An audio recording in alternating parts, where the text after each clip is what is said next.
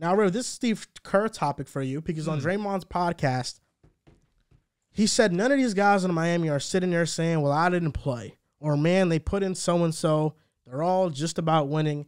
And I think it's obvious he's singling out 2 players on the Warriors, and that's Jordan Poole and Jonathan Kuminga. So how do you feel about Steve Kerr airing out some dirty laundry on Draymond's podcast? Does this not sound a little dramatic?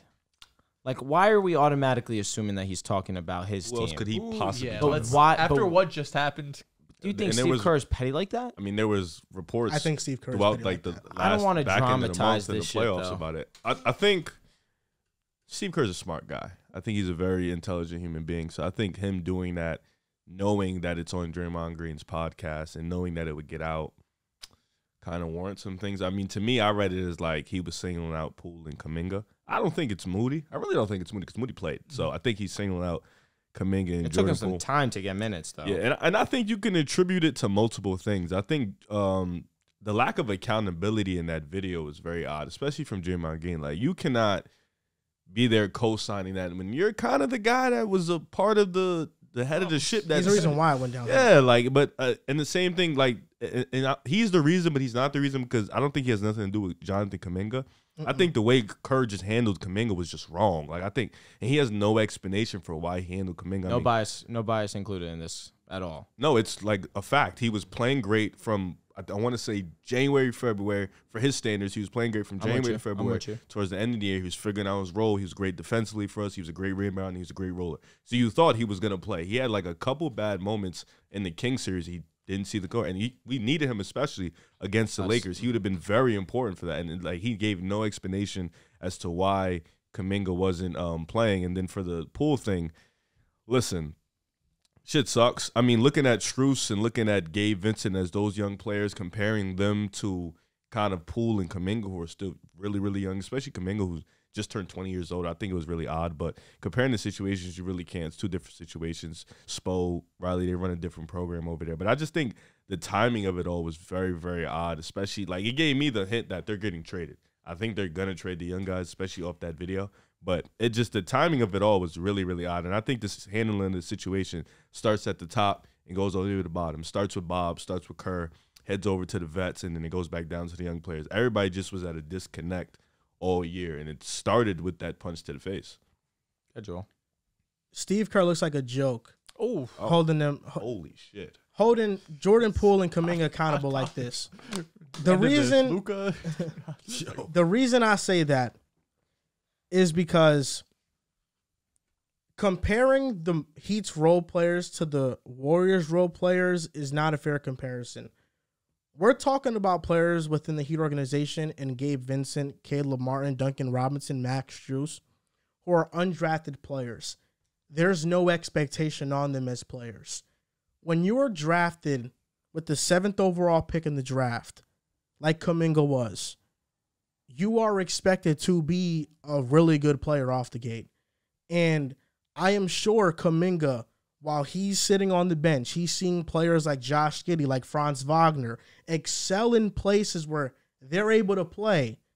It's getting to him. He's a high pick. And the expectation you have when you're a high pick versus an undrafted guy are 2 different things. And when you're a coach, you have to handle the situations similarly. You can't just be like, I'm expecting these 22-year-olds who Jordan Poole was just arguably the 3rd best player on a championship run. He was probably the 2nd most consistent offensive player on the run to accept not playing. For Jonathan Kuminga to not play. For Moses Moody to not play, even though I don't think Moses Moody was complaining, but you can't expect them to be fine like the Heat's undrafted players would be fine if they don't play. It's 2 different things. And on top of that, Steve Kerr is on the podcast with the guy that punched Jordan Poole in the face before the season. Draymond Green was not held accountable for that. He wasn't. Klay Thompson shot 34% from the field in the Western Conference Finals. Every single press conference, Steve Kerr gave a vote of confidence for Klay Thompson. Like, he usually makes those shots. Why wouldn't you? This is what I'm saying. There was no accountability for what Dre did. There was no accountability for what Klay Thompson did.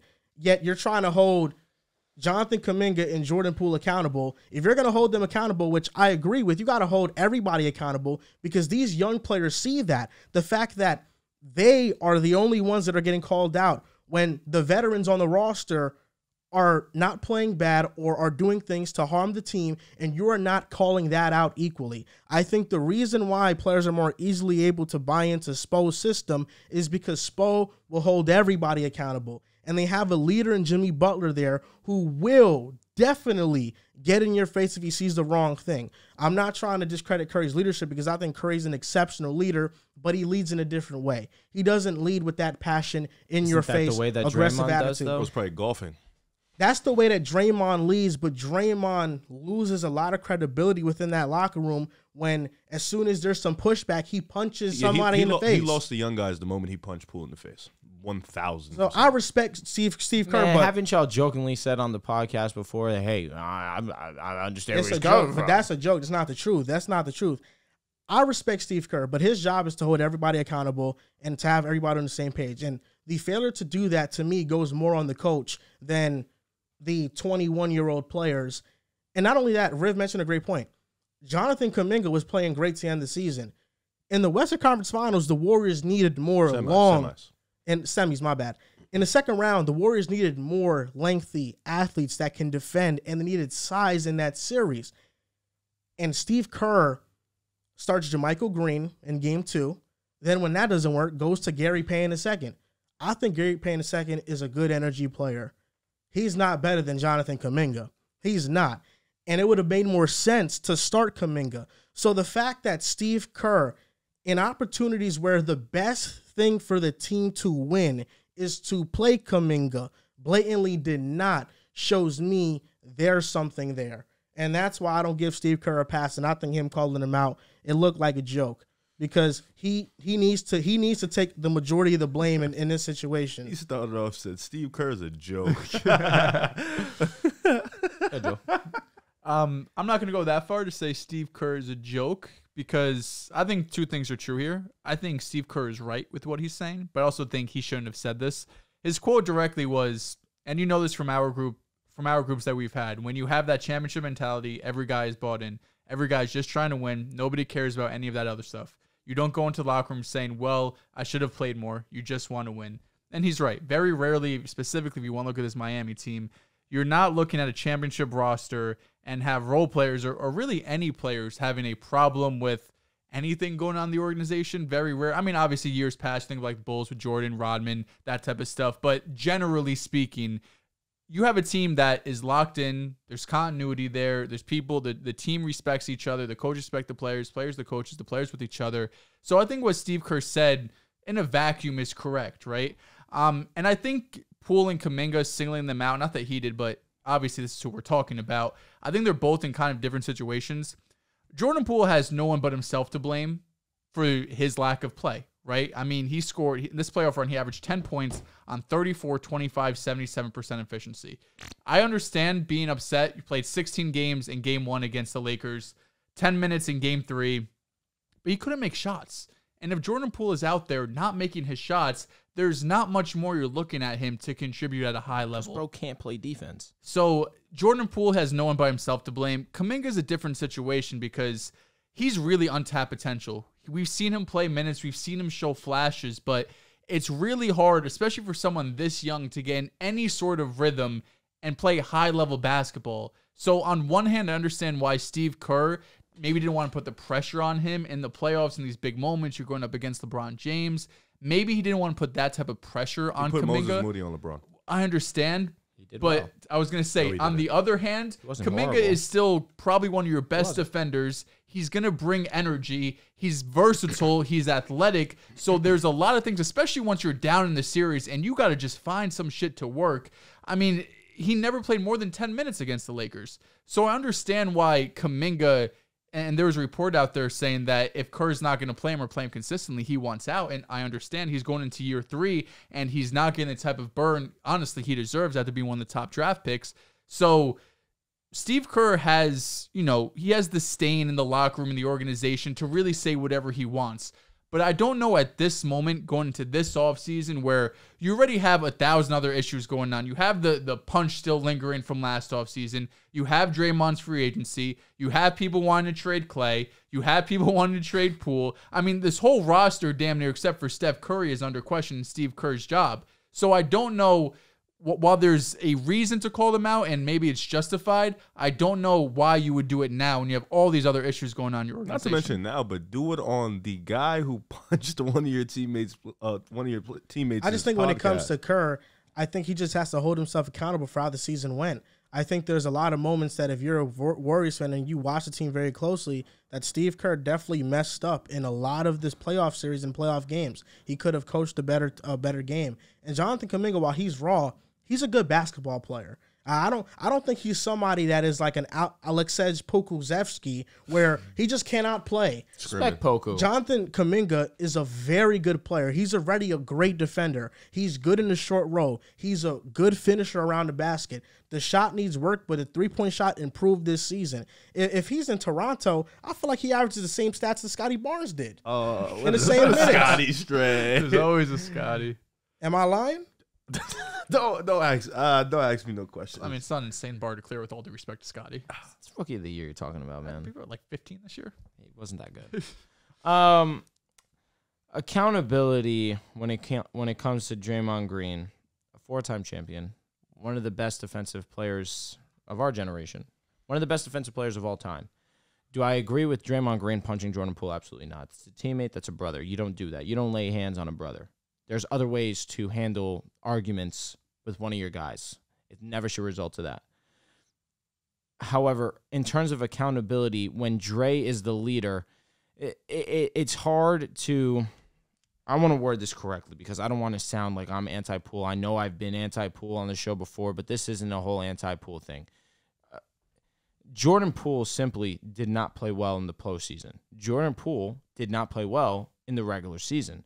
He had a couple moments here and there towards the end of the season. We started to see him heat up, but we see a lot of players start to heat up towards the end of the season because we know what's going on. Teams are now going through different rotations. They want to see the young guys get burned. They want to see what they have in these guys.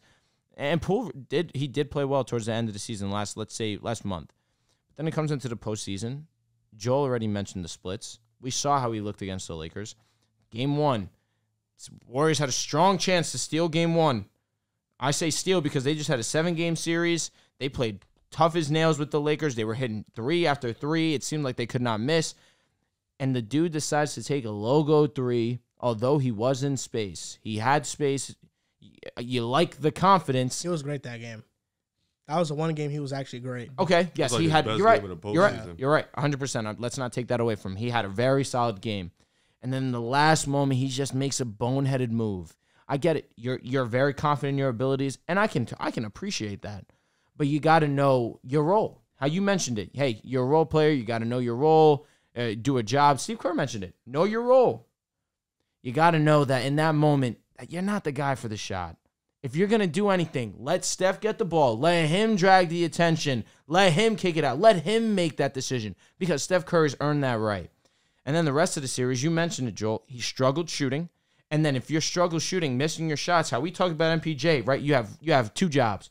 Play well, play some solid defense, hit your jumpers. Here's the thing with Jordan Poole. He doesn't have that defensive responsibility. His responsibility is to score the basketball and occasionally play make. And if you can't do either of those, you're essentially useless to us. So, yes, Jordan Poole was an issue there, right? It's hard to defend Draymond in that situation in terms of hitting Jordan Poole, no doubt. That's not something I look at and think, hey, I agree with you guys. That needs accountability. But in terms of on the basketball court, even Dre accepted it at one point when he missed that one game. I believe it was due to suspension because he had too many technicals. The game after, he said, hey, coach, if you need to sit me, I can come off the bench for you. I'm willing to do that for the betterment of the team. They ended up winning that game. It ended up leading to the momentum shift for the Golden State Warriors. Draymond went and did that as one of the leaders. He went to the coach and said, hey, coach, I'm willing to come off the bench because if that's going to benefit the team, I'm all for it. There's accountability there. In terms of Klay Thompson, right? What we've known Klay Thompson to be is a historically solid playoff performer. He's struggled these last 2 years, no doubt, but this regular season, Klay Thompson was arguably the best that we've seen him. And then he comes into the postseason, disappointing for sure.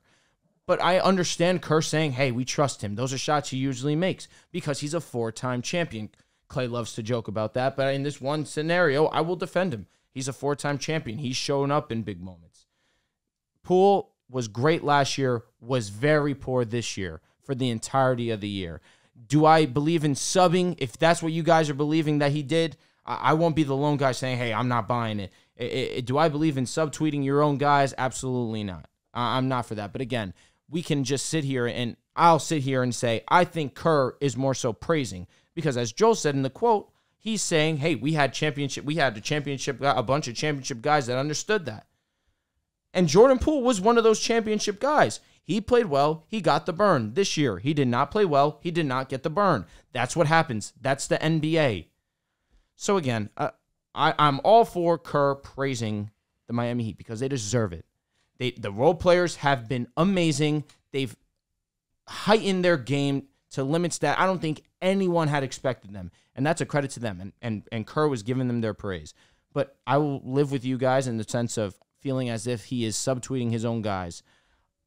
It's irresponsible because, yes, you're the head coach. You want to not be immature, but he did not lie. He did not say that.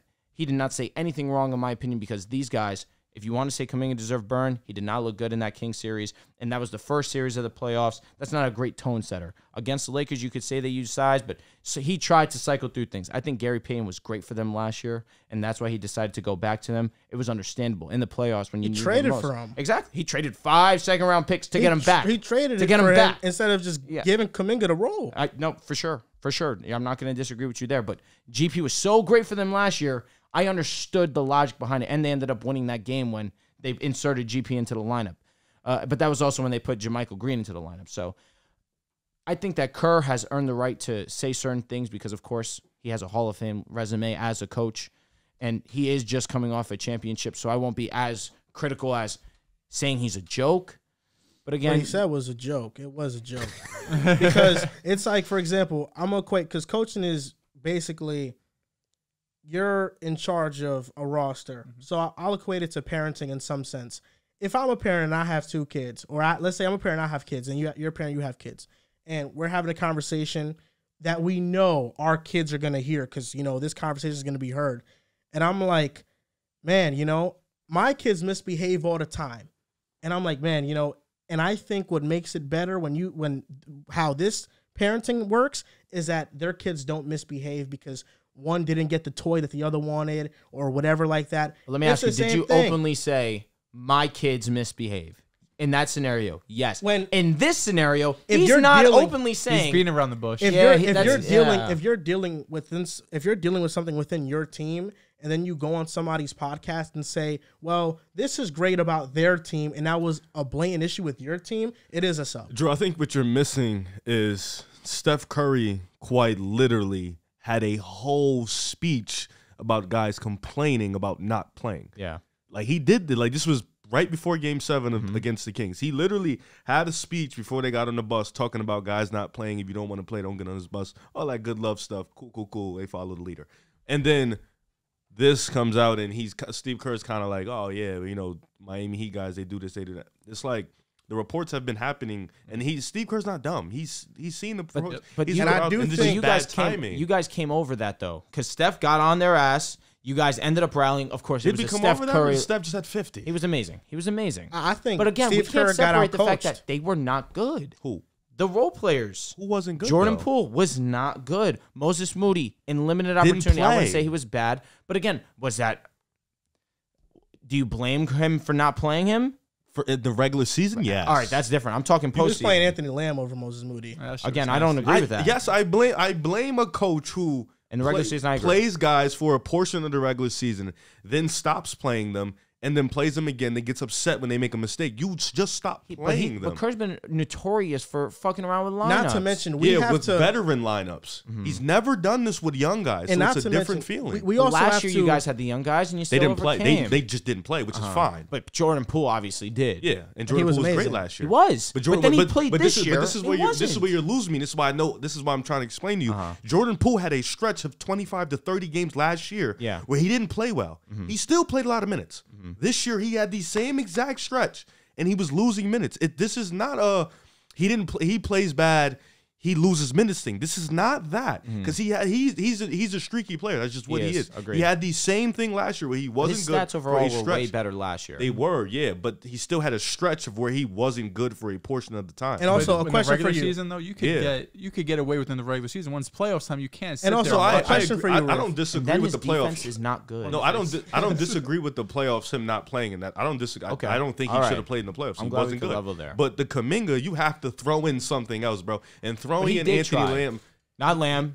It was more so GP. Against the Kings, it wasn't a good matchup for Jonathan Kuminga. The Fox, Monk, they're too fast. But against the Lakers, who play big guys like Rui, who play LeBron, like Kuminga's one of our best defenders against LeBron. We were still getting out in transition on y'all, though. Who? Just in Kuminga didn't play. No, I'm not saying that. I'm just saying, yes, the Kings are faster than us, but we still were great in transition ourselves. It's not the same offense. No, absolutely not. What's question for you? Yep. And also, what was the underlying storyline for the Warriors coming into this season? It was the fact that the entire bench was the two timelines young. Yeah, that's what it was. The Warriors blatantly, intentionally did not bring back veterans or did not actively go out and seek veteran replacements because they were going to trust their young players to take that next step. And Steve Kerr never fully trusted Kuminga or Moody to prove themselves in that way throughout the regular season.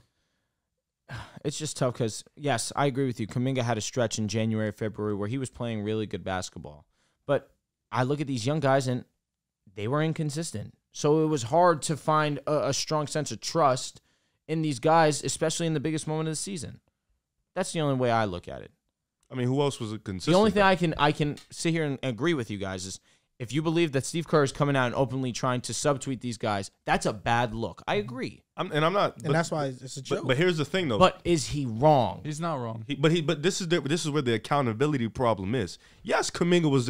Yes, Poole was inconsistent. Nobody's denying. I've been open about how Poole has not been good this year. I know that. But so was Klay Thompson. Klay Thompson was, and I don't care about those 4 rings. Regular season, we're talking about the playoffs right now. We're talking about the playoffs. I don't care about in the regular season. He was good when Steph went out. Correct. That's when he was great. When him and Poole were running the show, that's when he showed his best. Isn't that what you want? No, that's fine. But you can't. But you can't say that because Poole was also great in that moment. He wasn't great. He was good. No, you don't give him his credit. He had extra attempts. His efficiency was not good. But here's the thing: Poole was still running the offense. You don't give him his credit for keeping us in games and winning us games. I said he had moments. So you can't play the Klay role. And then in the playoffs, Klay was not consistent. Klay was shooting us out of games. Klay was shooting us out of momentums. There was first of all, Poole is a young player. Poole is streaky. Like I said, I don't disagree with him not playing. He was poor defensively. His offense wasn't translating. He was very bad. When his offense translates, he's not horrible on defense. He's like, okay, but when he's bad on offense, the defense lacks. I 100% agree. He shouldn't have played.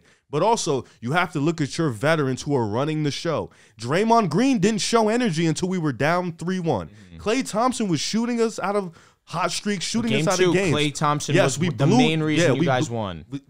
He was the main reason, or they were double teaming Steph or trapping Steph, and he was getting open. Don't knock him when you say that. Hey, he shot us out of games, but then when he shot you into games and won you a game, he shot us into one game, and we blew you out. Not to mention, in the first round versus the Kings, Draymond Green stomped on Sabonis, got suspended the next game, and the Warriors won without him. That's what it was. I said that he got suspended for the technical fouls, but technically it was. But no, but Jordan Poole without Steph Curry in 26 games averaged 26 points and 5 assists. He shot 42% from the field and 31% from three. That's what I was saying. But 89% from the free throw line. But that's what he is. He's a great free throw shooter. He's been that. His efficiency was poopy. But that's still 26 a game. For sure. But that was due to opportunity. And I'm not knocking him for 26. Say that, though, 26 not many players can score 26. You're plugging Poole. You're plugging Steph out, and you're putting Poole in a Steph replacement. So obviously the attention on him, he's not going to shoot a good. No young player's doing that. So then what's the reason? What's the reason that when Curry came back that the efficiency didn't go up? Who? Jordan Poole. Because Jordan Poole still gets the same role off the bench. No, but you just told me that, hey, Steph coming, now that Steph's off the court, now you're getting Steph attention. That's not exactly what you're saying, but you're saying the attention that Steph would get or normal defensive coverage, now Jordan Poole stepping onto that occasion, you're telling me that that's the reason why his efficiency would be poor. So now when Steph Curry goes back into the lineup, you would expect that now Jordan Poole would. No, because he was already inefficient all year. I'm just saying because last year when he was starting, he was efficient. That's what I'm talking about, the starting role. Last year when he was starting and Steph was hurt, he was efficient. This year he was already poor efficiently, but he was still putting up shots. So I'm saying that when you plug into that Steph role, you're not gonna have the same looks, which is understandable. Him coming off the bench, he just wasn't good coming off the bench this year. I'm not there was no, he just wasn't hitting shots. He had the same looks, he was getting the same opportunities. He had to create for other young guys. He just couldn't do it. It is what it is. But to like Kerr has to. No matter how many rings you got, how many DPOIs, MVPs, it don't matter. So what have you done? Accountability has to start from the top guy to the bottom. It happened to Michael Jordan. It happened to Kobe Bryant. It's going to happen to Steph. It should happen to Clay and Draymond. The fact that they talk about the situation more than the best player in the team is just wild to me. Like there is no accountability from top to bottom.